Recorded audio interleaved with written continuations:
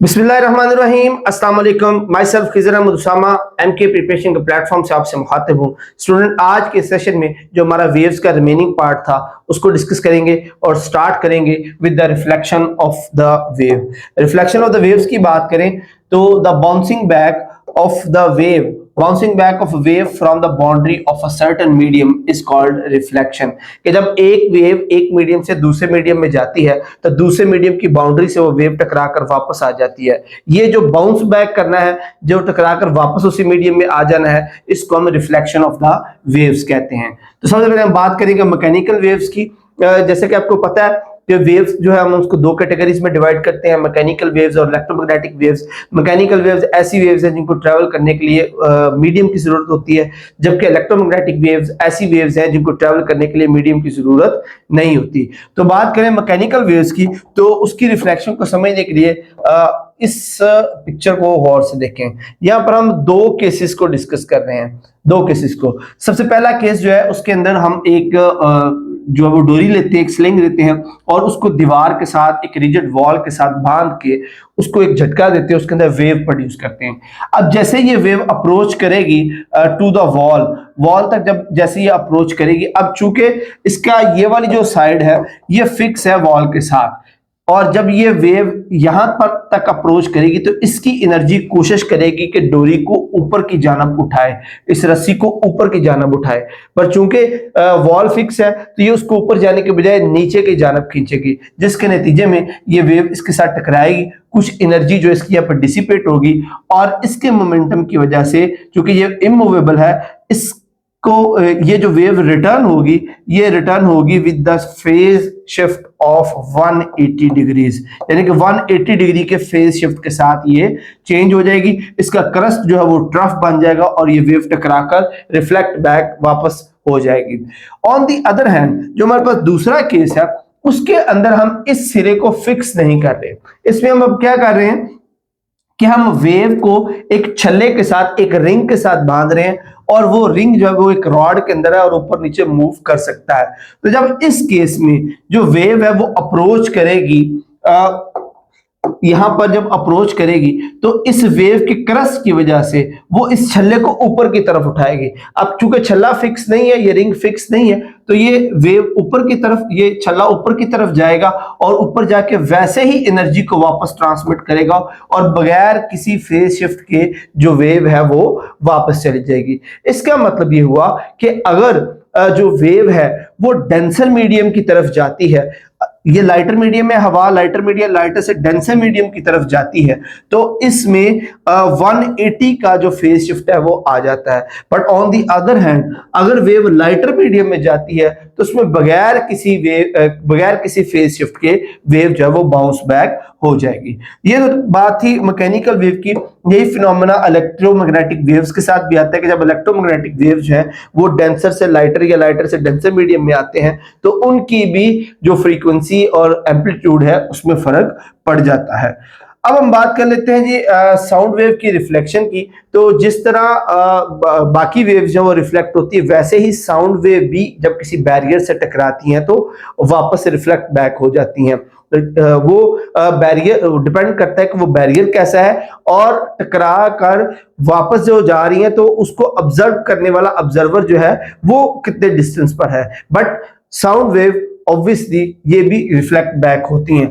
अब इनके रिफ्लेक्शन की वजह से एक इंपॉर्टेंट फिनोमेना अराइज होता है जिसको हम एको कहते हैं। एको क्या है जी? The reflection of an original sound from a certain object is received at 0.1 second later than the direct sound is called echo. कि जब आवाज जो है वो जाती है किसी मीडियम के अंदर, किसी मीडियम से जाकर टकराती है तो वहां से रिफ्लेक्ट होती है, तो उसमें ओरिजिनल आवाज से पहले 0.1 सेकंड डिले के साथ रिफ्लेक्शन आती है। उसके नतीजे में हमें एक आवाज दो बार सुनाई देती है, तो इसको हम एको कहते हैं। अब एको के लिए जो मिनिमम डिस्टेंस है वो 17 मीटर है, क्योंकि आवाज ने जाकर टकराकर वापस आना है, तो हम जो उसकी साउंड की स्पीड उसको दो पे अगर डिवाइड करें तो हमारे पास ऑलमोस्ट 17 मीटर डिस्टेंस आता है। यानी कि अगर किसी जगह पर जो बैरियर है वो 17 मीटर के डिस्टेंस पर हो तो देन हमें जो आवाज है वो उसकी एको जो है वो सुनाई देगी। और उस एको को सुनने के लिए आपके पास एटलीस्ट 17 मीटर का डिस्टेंस होना चाहिए from observer to the reflection barrier के। अच्छा जी, अब इसके साथ अगर ये डिस्टेंस 17 मीटर से कम हो, ये डिस्टेंस 17 मीटर से कम हो, तो तब हम इस एको को और ओरिजिनल आवाज को इसमें डिफरेंस नहीं कर पाएंगे। इनमें जो डिफरेंस है वो नहीं कर पाते, बल्कि डिफरेंस बहुत मुश्किल हो जाता है रिकॉग्नाइज करना। तो ऐसी सूरत हाल को रिवर्बेशन कहते हैं। अगर एको प्रोड्यूस नहीं हो रही तो देन ऑब्वियसली वहां पर रिवर्बेशन जो है वो प्रोड्यूस हो रही होगी। अच्छा, इसके बाद बात कर लेते जी एक और important phenomena, that is a stationary wave. Stationary wave एक और बहुत इंपॉर्टेंट फैक्ट है जो कि ज्यादातर जो इंस्ट्रूमेंट म्यूजिक इंस्ट्रूमेंट्स हैं उनके अंदर इस्तेमाल होता है और बड़ा इंटरेस्टिंग फिनोमेना है। इसको समझने के लिए लेट अस सपोज आप एक दो रबड़ बैंड लें और उसको इस तरह किसी दो जो है प्लेसेस है उनके दरमियान में बांध दें और उसको सेंटर से ऐसे प्लग करके छोड़ दें। जब आप सेंटर से उसको प्लग करेंगे तो दो वेव्स प्रोड्यूस होगी, दोनों एक इस तरफ जाएगी और एक इस तरफ जाएगी और इस बैरियर से टकरा कर वो वापस आएंगी इधर। जब वापस आएंगी तो इस पॉइंट पर आकर वो दोनों वेव्स जो है वो आपस में इंटरफेयर करेंगी और चूंकि ये एक ही सोर्स से प्रोड्यूस हो रही हैं, एक ही टाइम पर एक ही वक्त में आ रही हैं, तो यहां पर ये सुपर इंपोज होगी और एज ए रिजल्ट जो वेव है वो एक लूप की सूरत में जो है वो वाइब्रेट, जो रिंग है वो एक लूप की सूरत में वाइब्रेट करने लग जाएगा। इस तरह की सूरत हाल को हम स्टेशनरी वेव कहते हैं, क्योंकि इस कंडीशन में हमें वेव ना आगे जाती हुई फील होगी ना पीछे आती हुई फील होगी, बल्कि एक ही जगह पर लूप की सूरत में वो वाइब्रेट करेगी और इसलिए इसको स्टेशनरी वेव कहा जाता है। तो ये पॉइंट्स जहां पर इनकी डिस्ट्रक्टिव इंटरफेरेंस है या जहां पर ये एक दूसरे के साथ क्लोज हो रहे हैं, इनको नोड्स कहते हैं और सेंट्रल पॉइंट जहां पर कंस्ट्रक्टिव इंटरफेरेंस हो रही है इसको एंटी नोड कहते हैं। दो नोड्स के दरमियान, यानी कि ये नोड 1 है, ये नोड 1 है, ये नोड 2 है, एक नोड से दूसरे नोड तक का जो फासला है वो लैम्डा 2 होता है और एक नोड से एंटी नोड तक का जो फासला है वो लैम्डा बाय 4 होता है। तो इसका मतलब ये हुआ कि इसके अंदर दो नोड्स जो है वो असल में हाफ वेवलेंथ को इंडिकेट कर रहे हैं, that is why it is lambda by 2, और नोड और एंटी नोड एक वेवलेंथ का जो चौथा हिस्सा उसको इंडिकेट कर रहे हैं, दैट इज व्हाई जो नोड और एंटी नोड का फासला है वो लैम्डा बाय 4 होता है। अच्छा, अब ऑन द अदर हैंड अब हम क्या करते हैं, हम उसी रबड़ बैंड को जो फ्रीक्वेंसी है उसकी रबड़ बैंड की हम बढ़ा देते हैं, हम उसको दो बार जो है वो विगल करते हैं, उसकी फ्रीक्वेंसी को इंक्रीज करवाएंगे। जब फ्रीक्वेंसी को इंक्रीज करवाएंगे तो उसमें कुछ इस तरह की सुपरपोजिशन होगी कि हमें दो लूप्स की सूरत में वेव जो है वो जनरेट होती दिखाई देगी। और इस कंडीशन में आप देखिए हमारे पास 1, 2 और 3 जो है वो नोड्स जनरेट होंगे और 1 और 2 जो है वो एंटी नोड्स जनरेट होते हुए नजर आएंगे। तो इस कंडीशन के अंदर अब उसमें और इस कंडीशन में फर्क सिर्फ ये है कि यहाँ पर जो फ्रीक्वेंसी है वो हमने f1 की निस्बत डबल की। जैसे फ्रीक्वेंसी डबल की तो आप स्टेशनरी वेव के दो लूप्स जो है वो देख सकते हैं। सेम इज द केस अगर आप इसको मजीद बढ़ाते जाएं, जिस तरह हम इसकी फ्रीक्वेंसी को बढ़ाते जाएंगे वैसे वैसे इसके लूप जो है वो इंक्रीज हो जाएंगे by integral multiple of the basic frequency जो f1 है उसके। इनको स्टेशनरी वेव कहा जाता है। अच्छा जी, अब हम इसको जरा वन बाय वन देख लेते हैं और इनकी जो फ्रीक्वेंसी है उसको फाइंड आउट करेंगे। स्टैंडिंग पहले यहां पर इसकी डेफिनेशन देख लेते हैं कि ट्रांसवर्स स्टेशनरी वेव क्या होती है। A standing wave obtain due to the superposition of transverse wave. जैसे कि मैंने आगे आपको बताया कि दो ट्रांसवर्स वेव जब आपस में सुपर इंपोज होती है तो उनकी सुपरपोजिशन के रिजल्ट में जो स्टेशनरी वेव्स आए उनको हम ट्रांसवर्स स्टेशनरी वेव कहते हैं। अच्छा, अब हम बात करने लगे थे इनकी फ्रीक्वेंसी की। तो लेट्स सपोज अगेन हमारे पास एक डोरी है, हम कोई एक जो स्ट्रिंग है आप उसको ले लें, उस स्ट्रिंग की जो लेंथ है लेट्स सपोज उसको कोई सर्टेन लेंथ की स्ट्रिंग है, आप उसको दो स्पोर्ट्स के दरमियान इस तरह हैंग करते हैं और उसको सेंटर से पकड़कर प्लग करते हैं। जब सेंटर से पकड़कर उसको प्लग करेंगे जैसे पिछले केस में हमने देखा, इसके अंदर हमारे पास एक जो स्टेशनरी वेव का लूप जो है वो जनरेट हो जाएगा जिसमें दो नोड्स और एक जो है वो एंटी नोड है। रीजन वही है, जैसे मैंने आपको बताया कि जैसे आप सेंटर से प्लग करके इसको छोड़ेंगे, दो वेव्स इस रास्ते जाएंगी और टकराकर जब वापस आएंगी तो इस जगह पर सुपर इंपोज होंगी और सेंटर में इसके कंस्ट्रक्टिव इंटरफेरेंस और साइडों पर डिस्ट्रक्टिव इंटरफेरेंस होगी। दैट इज वाई एक लूप की सूरत में यहाँ पे वेव जनरेट होगी। अब इसकी अगर बात करें तो यहाँ पर इसकी जो टोटल लेंथ है, जैसे हमने पीछे बताया कि दो नोड्स के दरमियान जो डिस्टेंस होता है वो λ/2 होता है। तो अब चूंकि यहाँ पर सिर्फ दो ही नोड्स जनरेट हुई है तो टोटल जो लेंथ होगी इस सारे की वो हमारे पास क्या आ जाएगी, L इज इक्वल टू λ/2 और यहां से हम लैम्डा को लिख सकते हैं λ इज इक्वल टू 2L। तो अब हमारे पास वेवलेंथ अगर आ गई तो अब हम फ्रीक्वेंसी जो है वो निकाल सकते हैं। तो हमने पीछे फ्रीक्वेंसी का रिलेशन पढ़ा था V is equal to F lambda, ये हमने पीछे पढ़ा था V is equal to F lambda और यहां से F is equal to V over lambda और यहां से लैम्डा की वैल्यू ये 2L यहां पे प्लेस करें तो हमारे पास आ जाएगा F is equal to V over 2L, ये हमारे पास आ जाएगा F is equal to V over 2L। ये फ्रीक्वेंसी है इस स्टेशनरी वेव की। अच्छा जी, उसके बाद अब यहां पर हमें पीछे पता है कि हम पीछे जो वेव की स्पीड है उसका फार्मूला निकाल चुके हैं T cross L over M और यहाँ पे M जो है वो मास ऑफ द स्ट्रिंग है, T जो उसकी टेंशन है, L is the length of the string और यहां से हम ये भी कह सकते हैं जो L ओवर M है, L ओवर M जो है वो मास पर यूनिट लेंथ होता है तो उसको स्मॉल m से डिनोट कर दे तो हमारे पास ओवरऑल फ्रीक्वेंसी क्या बन जाएगी 1 over 2L T over M। तो ये फ्रीक्वेंसी आएगी इन केस अगर हम उसको जो वो रबर बैंड या जो हमने स्ट्रिंग बांधी है उसको सेंटर से प्लग करें। अब लेट्स सपोज हम उसको क्वार्टर लेंथ से, इस क्वार्टर लेंथ से प्लग करते हैं। जब क्वार्टर लेंथ से इसको प्लग करेंगे तो हमारे पास जो वेव्स हैं स्टेशनरी वेव उसके दो लूप्स बनेंगे जिसके अंदर हमारे पास तीन नोड्स हैं और दो एंटी नोड्स हैं। तो अब अगर इनका लेंथ देखें तो इस नोड से इस नोड तक का डिस्टेंस λ/2 और इस नोड से इस नोड तक का डिस्टेंस λ/2। तो टोटल लेंथ क्या हो जाएगी λ/2 इज इक्वल टू लैम्डा। तो हमारे पास टोटल जो वेवलेंथ आ जाएगी इस केस के अंदर वो आ जाएगी λ इज इक्वल टू 2L/2, 2 से 2 कैंसल तो वेवलेंथ आ जाएगी हमारे पास L और इस लैम्डा की वैल्यू को फ्रीक्वेंसी वाले फार्मूले में पुट करें तो हमारे पास आ जाएगा V ओवर L और इस VL को हम फ्रीक्वेंसी वाले फार्मूले में पुट करें, इसको सिंपलीफाई करें तो यू कैन सी कि यहां पर हमारे पास ये 2 times of the original wave जो हमने बेसिक इसकी फंडामेंटल जो फ्रीक्वेंसी फाइंड आउट की थी जिसमें सिर्फ एक लूप बना था उसको हम फंडामेंटल फ्रीक्वेंसी कहते हैं। ये उसके 2 टाइम्स आ गई है जब दो लूप्स बने हैं स्टेशनरी वेव के।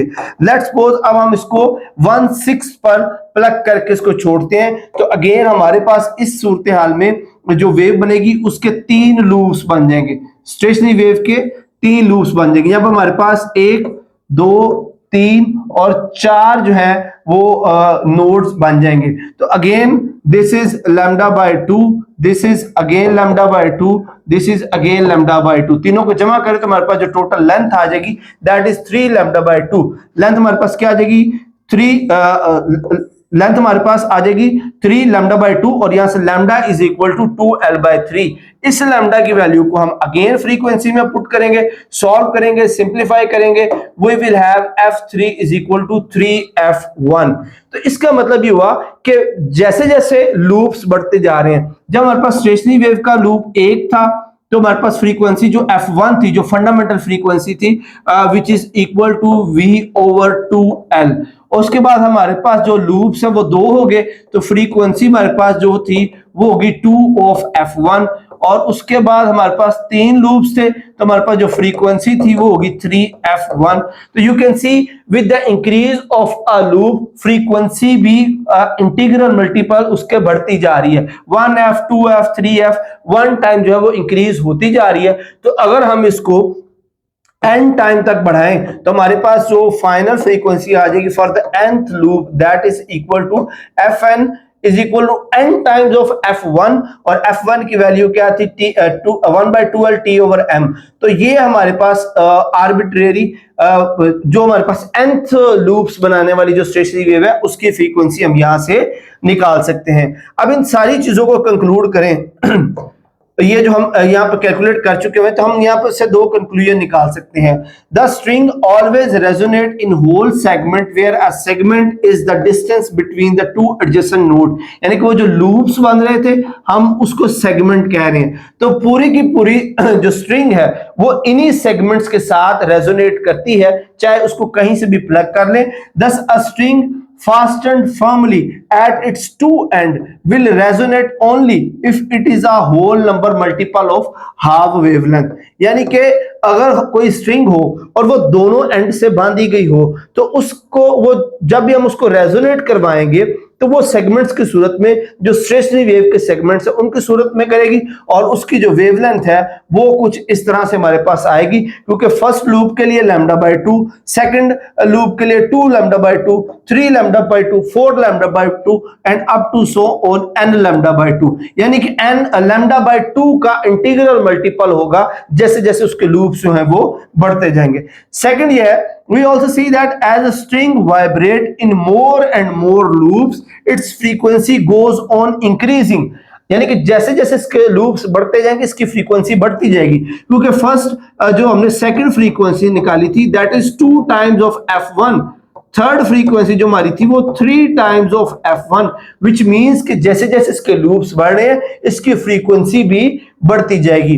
तो ये हमारे कंक्लूजन थे स्टेशनरी वेव्स के एक तो उसकी जो अगर एक कोई स्ट्रिंग है अगर उसको दोनों एंड से बांधा गया हम उसको रेजोनेट करवाते हैं तो हमेशा स्टेशनरी वेव जनरेट करेगी, और वो स्टेशनरी वेव्स कुछ इस तरह से होंगी कि उसकी वेवलेंथ इंटीग्रल मल्टीपल ऑफ λ/2 होगा। और सेकंड हमने ये कहा था कि जिस तरह से उसके लूप्स बढ़ते जाएंगे वैसे वैसे उसकी जो फ्रीक्वेंसी है वो भी बढ़ती जाएगी। लीजिए हमने इसकी जो फ्रीक्वेंसीज निकाली थी, याद रखिए जो हमने सबसे पहली फ्रीक्वेंसी निकाली थी विच इज 1/12 T/m, उसको फंडामेंटल फ्रीक्वेंसी कहते हैं, और फर्दर जो है उसी फंडामेंटल फ्रीक्वेंसी का मल्टीपल होते हैं। अब हम फंडामेंटल और ओवर ट्यून वाइब्रेशन निकालते हैं। ओवर ट्यून वाइब्रेशन क्या होती है और फंडामेंटल वाइब्रेशन क्या होती है, जिस तरह मैंने आपको फ्रीक्वेंसी का बताया इसी को ही हम एसोसिएट करेंगे वाइब्रेशन के साथ। The lowest characteristic frequency of the vibration f1 is called the fundamental frequency or first harmonic, यानी कि जो सबसे पहली फ्रीक्वेंसी आती है, जो हमने सबसे पहले f वाली फ्रीक्वेंसी निकाली थी वो उसको हम फंडामेंटल फ्रीक्वेंसी या फर्स्ट हार्मोनिक कहते हैं, वो फर्स्ट हार्मोनिक कहलाती है। जैसे कि हमने निकाली थी जो f1 हमारे पास आई थी, उसके बाद जो f2 है उसको हम सेकंड हार्मोनिक कहते हैं, फिर f3 हमने निकाली थी उसको third harmonic, fourth harmonic and up to so on, यानी कि जैसे जैसे लूप्स बढ़ेंगे फर्स्ट लूप की जो फ्रीक्वेंसी आएगी वो हमारे पास फंडामेंटल फ्रीक्वेंसी है, उसके बाद जैसे जैसे लूप्स बढ़ते जाएंगे वैसे वैसे उसकी फ्रीक्वेंसी बढ़ती जाएगी और उसको हम second harmonic, third harmonic, fourth harmonic के साथ जब वो रिलेट करते जाएंगे। अब इससे एक रिजल्ट और निकलता है कि हमारे पास जो फ्रीक्वेंसीज हैं वो हर लूप के लिए अलग अलग है, क्वांटाइज्ड है। इसका मतलब ये कि हर लूप की जो फ्रीक्वेंसी है क्वांटाइज्ड है, इंटीग्रेटेड अलग अलग है, डिस्टिंक्ट है, तो हम इसको क्वांटाइजेशन ऑफ द फ्रीक्वेंसी भी बोलते हैं, इस फिनोमेनन को क्वांटाइजेशन ऑफ फ्रीक्वेंसी बोलते हैं। आगे एक प्रैक्टिस एग्जांपल है जिसके अंदर सिर्फ सिंपल सी कैलकुलेशन है जो आप अपनी प्रैक्टिस के लिए जो वो अटेम्प्ट कर सकते हैं।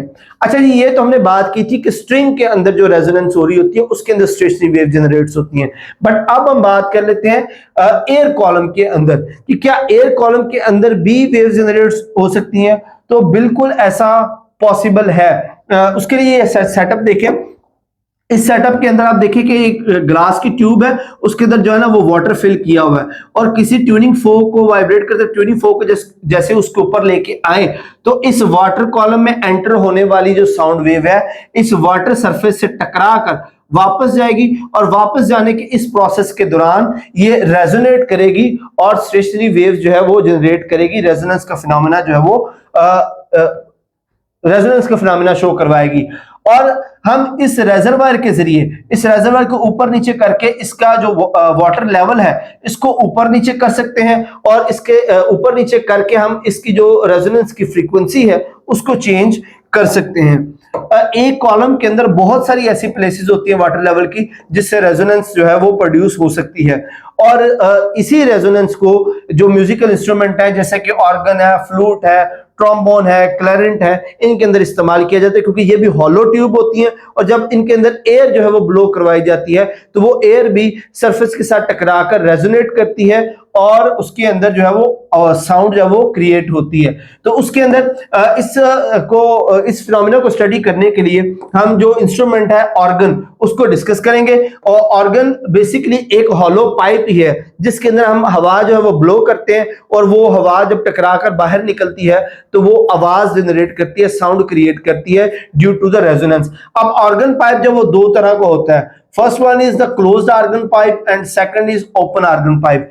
क्लोज ऑर्गन पाइप ऐसा ऑर्गन पाइप होता है जिसका जो एक एंड है वो क्लोज हो और ओपन ऑर्गन पाइप के दोनों जो एंड्स हैं वो ओपन होते हैं। तो सबसे पहले तो क्लोज ऑर्गन पाइप को देख लेते हैं। अ pipe whose end opposite to the whistle end is closed, यानी कि जहां से हवा दाखिल की जाती है उसका ऑपोजिट एंड जिसका क्लोज हो हम उसको क्लोज ऑर्गन पाइप कहते हैं। The air column in a close organ pipe is set into vibration by sending a narrow jet of air towards the edge of the lip at the open end। कि इसमें हम कैसे आवाज पैदा कर सकते हैं, रेजोनेंस कैसे पैदा कर सकते हैं कि हम उसके अंदर हवा का एक जेट के जरिए जो एयर है वो ब्लो करते हैं और वो एयर जो है वो टकराकर जब वापस आती है तो रेजोनेंस क्रिएट करती है। कैसे करती है उसको हम इस पिक्चर में देख लेते हैं। ये लेट अस सपोज हमारे पास ऑर्गन पाइप है, इसका ये जो एंड है ये क्लोज है, इसका मतलब ये क्लोज ऑर्गन पाइप है और ये हमारे पास विसल ब्लोअर है। जब यहां से हवा को विसल किया जाता है तो जो एयर है वो इस कॉलम में दाखिल होती है और इस कॉलम में जब दाखिल होकर यहां से टकराकर वापस आती है तो ये आगे से आने वाली हवा के साथ यहां पर इंटरफेयर करती है जिसके नतीजे में इंटरफेरेंस होती है और रेजोनेंस का फिनोमेना जो है वो इंट्रोड्यूस होता है। और इसके जो है वो लेंथ पे डिपेंड करता है कि इसके अंदर जो है वो कितनी जो नोड्स हैं वो और एंटी नोड्स जो है वो क्रिएट होंगी। अगर इसमें एक एंटी नोड एक जो वो लूप है बन रही हो तो इस केस के अंदर एज वी नो कि ये एक एंटी नोड है और ये हमारे पास नोड है, तो एंटी नोड और नोड के दरमियान जो डिस्टेंस होता है दैट इज 1/4 लैम्डा। इस केस में आप देखें ये एक नोड है और ये एक नोड है तो λ/2 इसका हो गया और ये नोड और एंटी नोड से जो हमारे पास आएगा ये λ/4 आ जाएगा। तो इस तरह इसके अंदर भी हमारे पास 1 2 3 नोड्स हैं तो इस नोड से इस नोड तक λ/2 और अगेन यहां से ये λ/2 और ये λ/4। अब हम 1 बाय 1 जरा इन केसेस को भी डिस्कस कर लेते हैं कि किस तरह इसके अंदर से जो फ्रीक्वेंसीज है वो जनरेट होती हैं। तो पहले हम बात करेंगे फर्स्ट हार्मोनिक की, जो हमारा फंडामेंटल हार्मोनिक क्रिएट होगा, फंडामेंटल जो फ्रीक्वेंसी है उसको हम फाइंड आउट करेंगे। उसके लिए आप यहाँ पे देख सकते हैं हमारे पास एक नोड और एक एंटी नोड है और लेंथ ऑफ द जो ऑर्गन हमारे पास किस तरह आएगी 1/4 पाई। तो यहां से हमारे पास L इज इक्वल टू λ/4 आ जाएगा, λ/4 आ जाएगा क्योंकि नोड से एंटी नोड के दरमियान डिस्टेंस है और यहां से लैम्डा जो है वो हमारे पास आ जाएगा lambda is equal to 4L। तो फ्रीक्वेंसी का formula F is equal to V और लैम्डा पुट करेंगे तो F1 is equal to V/4L। ये हमारी जो है वो फंडामेंटल फ्रीक्वेंसी या फर्स्ट हार्मोनिक है। अब इसकी बेस पे हम अगले जो हार्मोनिक्स हैं वो ड्राइव करेंगे। ये हमारे पास फंडामेंटल या फर्स्ट हार्मोनिक है। सेकंड हार्मोनिक के लिए अगेन इस पिक्चर को देखें, हमारे पास दो नोड्स और दो एंटी नोड्स हैं तो हमारे पास जो लेंथ आ जाएगी सेकंड हार्मोनिक की केस में वो हमारे पास आ जाएगी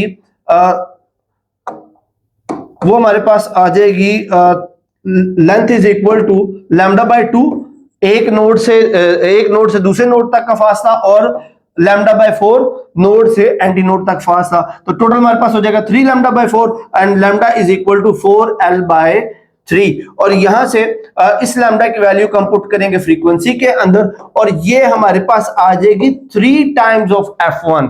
यू कैन सी कि हमारे पास जो F1 था ये उसका 3 टाइम्स है, 3 टाइम्स ऑफ F1 है। तो इसका मतलब इसको हम थर्ड हार्मोनिक बोलेंगे क्योंकि ये 3 टाइम्स ऑफ फर्स्ट हार्मोनिक है तो इसलिए हम इसको थर्ड हार्मोनिक बोलेंगे। इसके बाद जो अगला लूप है उसके अंदर जो हमारे पास लैम्डा की वैल्यू आ जाएगी दैट इज 4L/5 फ्रीक्वेंसी में पुट करेंगे तो यू कैन सी ये फिफ्थ हार्मोनिक है।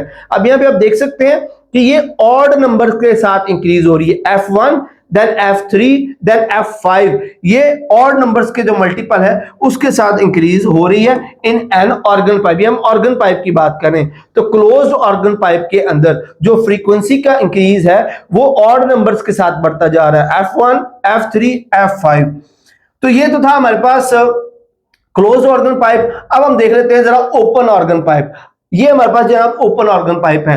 अब ओपन ऑर्गन पाइप में जो फर्स्ट हार्मोनिक है या जो फंडामेंटल है उसमें जो वेव्स है कुछ इस तरह की जनरेट होगी। इसमें आप देखें कि ये एंटी नोड है और ये एंटी नोड है, and anti node to anti node distance हमारे पास कितना आ जाएगा, lambda by 2।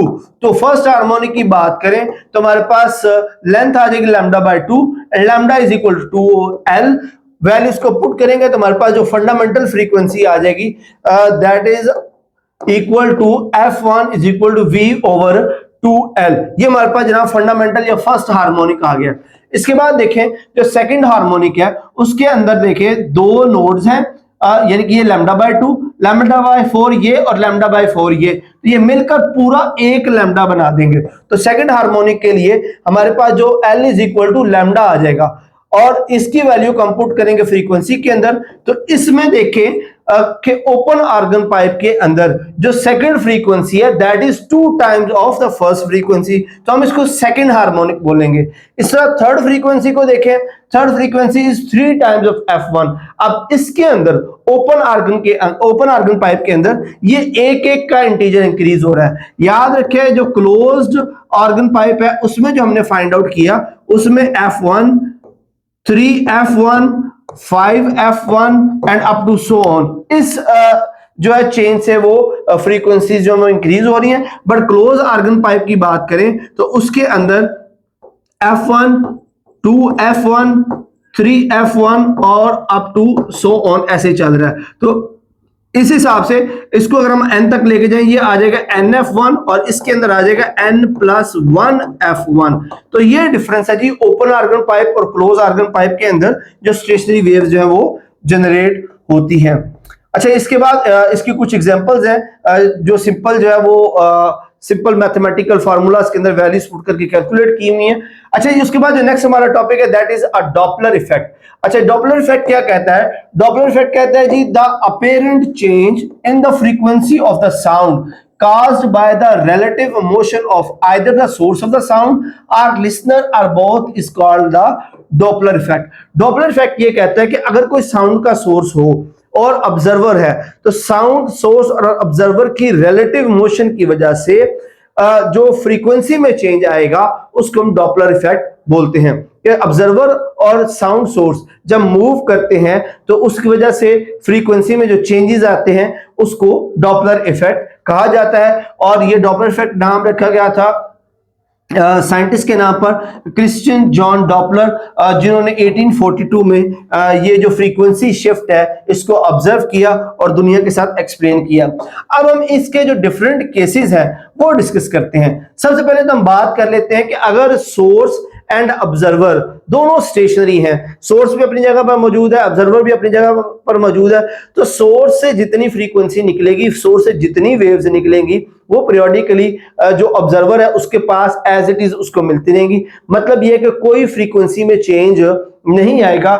V is equal to F lambda and F is equal to V over lambda, मतलब फ्रीक्वेंसी वही रहेगी, फ्रीक्वेंसी में कोई चेंज नहीं आएगा। अब हम नेक्स्ट केस ये देखते हैं कि अगर सोर्स मूव करना शुरू कर दे टुवर्ड्स द स्टेशनरी लिसनर, यानी कि इस केस के अंदर जो ऑब्जर्वर है ये मूव कर रहा है, जो सोर्स है ये सोर्स जो है ये मूव कर रहा है टुवर्ड्स द ऑब्जर्वर और एक डिस्टेंस जो है वो a जो है वो कवर करता है, एक डिस्टेंस a कवर करता है। तो जैसे ही इसके करीब होगा तो ये आप देख सकते हैं कि जो इस तरफ वाली वेव्स हैं ये कंप्रेस हो जाएंगी, इनकी वेवलेंथ जो है वो कम हो जाएगी। और अगर वेवलेंथ जो है वो कम होगी विच मींस कि फ्रीक्वेंसी जो है वो इंक्रीज हो जाएगी, क्योंकि हम पढ़ चुके हैं V is equal to F lambda, तो और यहां से F is equal to V over lambda, which mean कि फ्रीक्वेंसी और लैम्डा इनवर्स प्रोपोर्शन है। अगर यहां से इनके वेव्स के कंप्रेस होने की वजह से वेवलेंथ कम हो रही है तो फ्रीक्वेंसी जो है वो क्या हो जाएगी, इंक्रीज हो जाएगी। और जो चेंज्ड वेवलेंथ है क्योंकि इसके मूव करने से ये वेवलेंथ कंप्रेस हुई, तो चेंज वेवलेंथ क्या आ जाएगी, चेंज वेवलेंथ आई v माइनस ए, क्योंकि थोड़ा सा डिस्टेंस, ये जो सारा डिस्टेंस है उसमें ये a डिस्टेंस माइनस होगा, तो ये हो जाएगा v माइनस ए लैम्डा। इस चेंज वेवलेंथ को जब हम फार्मूले में पुट करेंगे तो हमारे पास ये चेंज फ्रीक्वेंसी आ जाएगी, और इस फैक्टर से हमें पता चल रहा है कि फ्रीक्वेंसी जो है वो जो है इंक्रीज हो जाएगी, और फ्रीक्वेंसी के इस इंक्रीज होने को हम फ्रीक्वेंसी शिफ्ट कहते हैं, जो कि डॉपलर ने ऑब्जर्व की थी।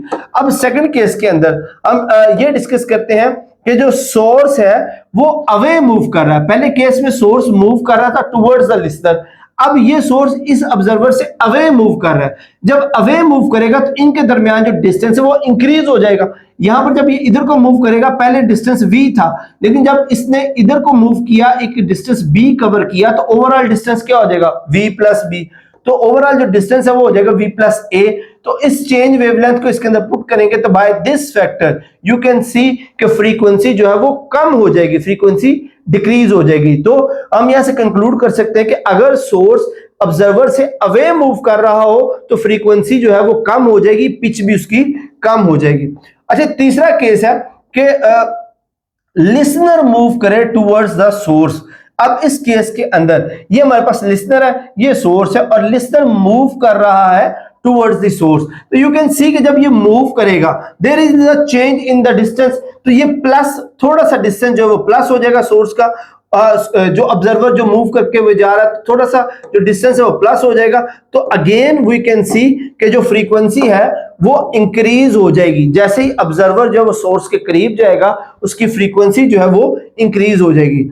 और अगर जो लिसनर है वो सोर्स से दूर जाए, अवे मूव करे, तो अगेन इनके दरमियान जो डिस्टेंस है उसमें से एक फैक्टर b जो वो माइनस होगा, और आप यहां से देख सकते हैं कि इस केस में फ्रीक्वेंसी जो है वो डिक्रीज हो जाएगी। जब ऑब्जर्वर जो है वो सोर्स से अवे मूव करेगा तो फ्रीक्वेंसी जो है वो डिक्रीज हो जाएगी, और इसी चेंज को हम डॉपलर शिफ्ट कहते हैं। अब नेक्स्ट केस हमारे पास ये है कि अगर सोर्स और ऑब्जर्वर दोनों मूव करना शुरू कर दें, पहले केस में दोनों एक दूसरे से दूर जाएंगे, तो यू कैन सी कि डिस्टेंस जो है वो दोनों तरफ से चेंज होगा, and we have this frequency, दोनों मूव अवे कर रहे हैं, तो इससे हमें आइडिया हो रहा है कि जो नई फ्रीक्वेंसी है वो कम हो जाएगी, क्योंकि ये फैक्टर जो है वो ज्यादा हो जाएगा, तो ये फ्रीक्वेंसी क्या हो जाएगी, कम हो जाएगी। तो चेंज फ्रीक्वेंसी कम होगी अगर सोर्स और ऑब्जर्वर दोनों दूर जाएं। बट इन केस अगर दोनों एक दूसरे के करीब आए तो इस केस में जो फ्रीक्वेंसी होगी बाय दिस फैक्टर इंक्रीज हो जाएगी अगर ऑब्जर्वर या सोर्स एक दूसरे के करीब आते हैं। तो ये 6 केसेस थे जिसमें आप देख सकते हैं कि by the relative motion of source and observer जो ओवरऑल फ्रीक्वेंसी है उसमें चेंज आता है, जिसको हम फ्रीक्वेंसी शिफ्ट कहते हैं। और यही चीजें जो है वो डॉपलर ने एक्सप्लेन की थी कि with the movement of source और ऑब्जर्वर जो ओवरऑल फ्रीक्वेंसी है उसमें चेंज आएगा। अब इस इफेक्ट को बड़ा प्रोडक्टिवली यूज किया गया, क्योंकि जब जो फ्रीक्वेंसी है वो जाती है किसी चीज के साथ टकरा कर वापस आएगी, तो ऑब्वियसली जो उसमें चेंज आएगा that change can indicate the distance of the other object from the source. जैसे कि यहां पर आप देख सकते हैं कि एक रडार सिस्टम के जरिए हम एक जो वेव्स हैं वो सेंड करते हैं प्लेन की तरफ। फॉर एग्जाम्पल प्लेन जब वो इधर को मूव कर रहा है, तो जब ये वेव्स इधर ट्रेवल करके वापस आएंगी तो तब तक प्लेन जो वो थोड़ा सा करीब हो चुका होगा, तो इसका पाथ और जो वापस आने वाली वेव्स हैं उनका पाथ कम हो चुका होगा, क्योंकि ये जो लिसनर है ये सोर्स के करीब आ रहा है। तो इसमें जो फ्रीक्वेंसी शिफ्ट आएगा उस फ्रीक्वेंसी शिफ्ट से हम आइडिया लगा सकते हैं कि प्लेन कितनी दूर है और कहां पर मौजूद है। तो रडार सिस्टम्स के अंदर जो है ये डॉपलर इफेक्ट ही यूज किया जाता है। इसी तरह जो ये साउंड वेव समंदर की तह के अंदर जो डेब्रिज या चीजें पड़ी होती हैं उनके लिए भी इस्तेमाल किया जाता है, क्योंकि तह के अंदर जो चीजें मौजूद हैं जब उनके साथ जो फ्रीक्वेंसी साउंड वेव जो स्ट्राइक करती है तो उनकी फ्रीक्वेंसी में चेंज आ जाता है, और वो चेंज इन फ्रीक्वेंसी जो है एक इमेज प्रोवाइड करता है जो सी बेड है उसका, जिससे पता लगाया जा सकता है कि उसके सी बेड में कोई चेंजेस अगर है। अगेन यहाँ पे कुछ एग्जांपल्स हैं, सिंपल फार्मूलाज को पुट करके इसको कैलकुलेट किया गया है। और उसके साथ नेक्स्ट हमारे पास एक इंपॉर्टेंट टॉपिक है जी अल्ट्रासोनिक वेव्स का। तो ऐसी तमाम साउंड वेव्स हमें पता है कि नॉर्मली जो ह्यूमन हेयर की सुनने की सलाहियत है फ्रीक्वेंसी की वो 20 हर्ट्ज से 20,000 हर्ट्ज है। तो वो तमाम साउंड वेव्स जो 20,000 हर्ट्ज से ज्यादा हो हम उनको अल्ट्रासोनिक्स कहते हैं। तमाम साउंड वेव्स जिनकी फ्रीक्वेंसी 20 किलो हर्ट्ज से ज्यादा हो उनको अल्ट्रासोनिक कहते हैं, और इनकी जो नॉर्मल रेंज होती है अमूमन 20 किलो हर्ट्ज से 100 किलो हर्ट्ज तक। नॉर्मल जो एप्लीकेशंस के लिए इस्तेमाल होती है अल्ट्रासोनिक्स वो 20 किलो हर्ट्ज से 100 किलो हर्ट्ज तक होती है। ये इंपॉर्टेंट एमसीक्यूज हैं, ये छोटी छोटी इंफॉर्मेशन जो होती हैं ये इंपॉर्टेंट एमसीक्यूज होते हैं, इनको याद रखा करें, अक्सर क्वेश्चंस में पूछी जाती हैं। अच्छा जी, अल्ट्रासाउंड जो है मैंने आपको बताया कि नॉर्मली 20,000 हर्ट्ज से लेकर 100 किलो हर्ट्ज तक होती है, बट जो मैक्सिमम अब तक की सबसे हाई एनर्जी जो अल्ट्रासाउंड जो वो जनरेट की गई है that is 25 billion hertz. 25 billion hertz. अच्छा, जैसे जैसे फ्रीक्वेंसी, जैसे मैंने आपको बताया कि जैसे जैसे फ्रीक्वेंसी इंक्रीज होगी वेवलेंथ कम होती जाती है, और साउंड वेव तभी इफेक्ट होती है, सिर्फ उस चीज से इफेक्ट हो सकती है जिसकी वेवलेंथ साउंड की वेवलेंथ से कंपेरेबल हो, उससे थोड़ी सी बड़ी हो, उसी से ये इफेक्ट या रिफ्लेक्ट होकर वापस आ सकती है।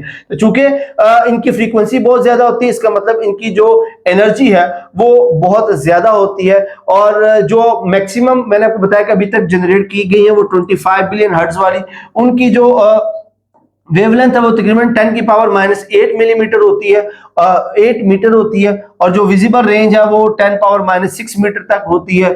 और इसलिए ये जो रेंज है ना 10-8 वाली, ये ऑलमोस्ट एक्सरे रीजन में चली जाती है। अल्ट्रासाउंड जब एक्सरे रीजन में चली जाती हैं तो उनको विजिबली या आम आंख से देखना जो है वो मुमकिन नहीं होता। इनकी हाई एनर्जी की वजह से इनको बहुत सारी जगहों पे इस्तेमाल किया जाता है, क्योंकि एनर्जी इनकी हाई होती है, फ्रीक्वेंसी इनकी लो, फ्रीक्वेंसी ज्यादा होती है, वेवलेंथ कम होती है। तो वेवलेंथ कम होने का मतलब यह है कि ये छोटी छोटी दरारों या छोटी छोटी जगहों का जो है वो अच्छे तरीके से उसको आइडेंटिफाई कर सकती हैं।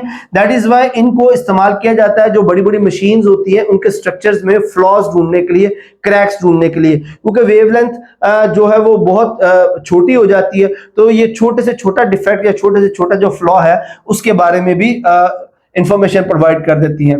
इसके साथ साथ जो अल्ट्रा साउंड वेव्स हैं ये मेटल्स के अंदर पेनिट्रेट करके उसके इंटरनल स्ट्रक्चर जो है उनके बारे में भी इंफॉर्मेशन दे सकती हैं। इस तरह जो अल्ट्रासाउंड्स है लिक्विड्स के अंदर जब उसको जनरेट किया जाता है तो डिफरेंट मटेरियल्स के ऊपर जो जैसे कोई गंदगी वगैरह लगी होती है जिसको अल्ट्रासोनिक बाथ भी कहते हैं, तो वो उस छोटी छोटी जगहों पे या छोटे छोटे पार्ट्स पर से वो जो एक्स्ट्रा मिट्टी या ऑयल या ग्रीस वगैरह लगी होती है उनको साफ करने के लिए भी इस्तेमाल होता है। इस तरह अल्ट्रासाउंड जो है ये जो लिक्विड्स या एयर के अंदर जो ऑर्गेनिज्म, माइक्रो ऑर्गेनिज्म होते हैं जैसे बैक्टीरिया वगैरह, उनको किल करके उनको स्टेरिलाइज करने के लिए भी इस्तेमाल होते हैं। इंटरेस्टिंग इंफॉर्मेशन है, जो बैट्स हैं ये भी अल्ट्रासाउंड को इस्तेमाल करते हैं इको के क्रिएट करने के लिए। जब ये भी अल्ट्रासाउंड रिलीज करते हैं जो उनके प्रे के साथ टकरा के जब वापस आती है तो उनमें मौजूद जो फ्रीक्वेंसी में चेंज आया होता है बैट्स उनको अच्छी तरह से डिटेक्ट कर सकती है, जिससे उनको अपने जो प्रे है,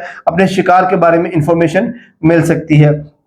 अच्छा ये लास्ट में है कि आप इनको जनरेट कैसे कर सकते हैं। तो अल्ट्रासाउंड्स को जनरेट करने के बेसिकली यहाँ पर दो तरीके बताए गए हैं।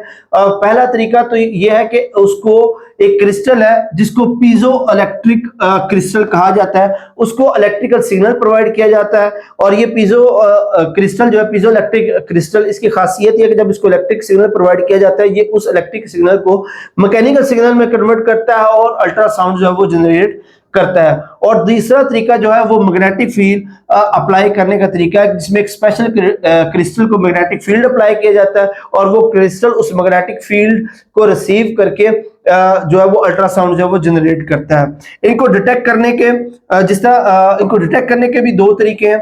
First one is piezo electric detection method. इसमें क्या होता है, जो क्वार्ट्ज क्रिस्टल है उसके ऊपर अल्ट्रासाउंड जो है वो फॉल जब करती है तो क्वार्ट्ज क्रिस्टल जो है वो करंट सिग्नल जनरेट करता है और वो करंट सिग्नल जो वो इंडिकेट करते हैं प्रेजेंस ऑफ द अल्ट्रासाउंड। और दूसरा जो इलाका दूसरा जो है वो है किन्ट्स ट्यूब। किन्ट्स ट्यूब मेथड है। किन्ट्स ट्यूब क्या होती है, असल में एक ग्लास ट्यूब है और उसके अंदर जो लाइकोपोडियम पाउडर जो है वो स्प्रिंकल किया होता है। पूरी ट्यूब के अंदर लाइकोपोडियम पाउडर स्प्रिंकल किया होता है। जब उसके अंदर अल्ट्रासाउंड वेव्स दाखिल होती हैं तो जहां पर नोड्स बनती है सिर्फ वहां पर पाउडर जब वो कलेक्ट हो जाता है, और जहां एंटी नोड्स बनती है वहां से ये पाउडर जो है वो उड़ जाता है।